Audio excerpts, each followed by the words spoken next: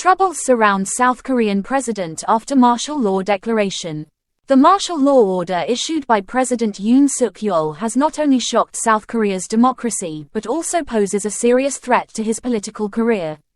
Just hours after declaring martial law at midnight, leaving South Koreans stunned, President Yoon reversed his decision amid fierce opposition from the National Assembly. In announcing the first martial law in South Korea in over 4 decades, Yoon accused the opposition of paralyzing the government with anti-state activities. He pointed to the opposition Democratic Party, which holds a majority in the National Assembly, for impeaching senior prosecutors and rejecting the government's proposed budget earlier this week. President Yoon emphasized that his actions were meant to protect the country's liberal democracy. Observers suggest Yoon might have been attempting to preemptively counter the opposition through martial law. But his move crossed the boundaries of normal political activities in South Korea. This could jeopardize his political career and plunge the country into a deeper crisis. Jenny Town, a researcher at the Stimson Center in the U.S., described the declaration of martial law as a desperate and dangerous move that could mark the beginning of the end for Yoon's presidency. He lacks public support, and this could be the final straw prompting impeachment proceedings, she said. Yoon narrowly won the 2022 presidential election by a margin of just 0.7%. The closest in South Korea's history. Many South Koreans said they voted for him because they disliked other candidates even more. At the time, Yoon was a political outsider, a former prosecutor with little international recognition. His lack of political experience has significantly limited his influence even within his own People Power Party, said Ramon Pacheco Pardo, a professor at King's College London. This is seen as a reason why some lawmakers from Yoon's party opposed the martial law order and voted to nullify it. The V-Dem Institute, a research organization on governance based in Gothenburg, Sweden, noted in its annual report in March that South Korea's democracy has regressed since Yoon's election. The report cited lawsuits against individuals linked to the previous administration and attacks on gender equality and freedom of speech. Yoon has dismissed these criticisms as fake news and filed more defamation lawsuits than any recent administration. Under Yoon's leadership, South Korea fell from 47th to 62nd in the World Press Freedom Index published by Reporters Without Borders this year.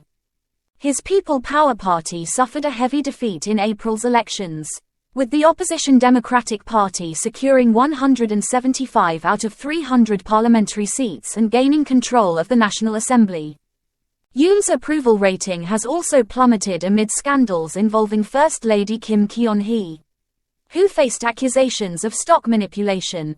Opposition lawmakers criticized South Korean prosecutors for failing to prosecute Yoon's wife. According to the latest Gallup poll conducted last week, Yoon's approval rating stands at just 19%. The martial law declaration is seen as the final straw.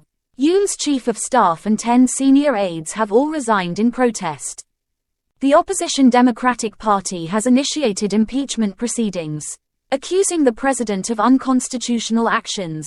South Korea's largest labor union also announced on December 4 that its members would go on an indefinite strike until Yoon leaves office. If the National Assembly votes to impeach Yoon, the decision must be upheld by at least 6 of the 9 judges on the Constitutional Court. If removed, Yoon would become the second South Korean president to face this fate since the country became a democracy. The first was Park Geun-hye, who was impeached in 2017. A sense of confusion and disappointment has engulfed South Korea after the chaotic night of martial law. Many South Korean newspapers have published harsh criticisms of Yoon's actions. Chosun Ilbo, the country's leading conservative newspaper, ran an editorial calling Yoon's martial law declaration an unacceptable political overreach and described it as a national disgrace for South Korea's leading democracy. The left-leaning Hankyoreh newspaper criticized Yoon's actions as a betrayal of the people, arguing that he has lost the basic judgment and rationality required of a head of state. Yoon's martial law decision is also likely to affect South Korea's international image. Upon assuming office in 2022, Western leaders had hoped he would be a reliable partner in advancing democracy. His hasty martial law declaration has damaged these expectations, potentially raising doubts among allies like US President Donald Trump, who previously clashed with former President Moon Jae-in over trade and US troop costs in South Korea.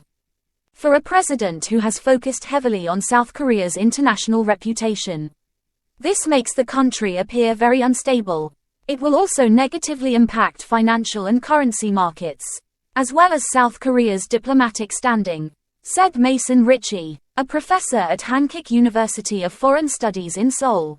A Western diplomat, speaking on condition of anonymity, said the martial law declaration would make it harder for South Korea to participate in multilateral diplomatic efforts.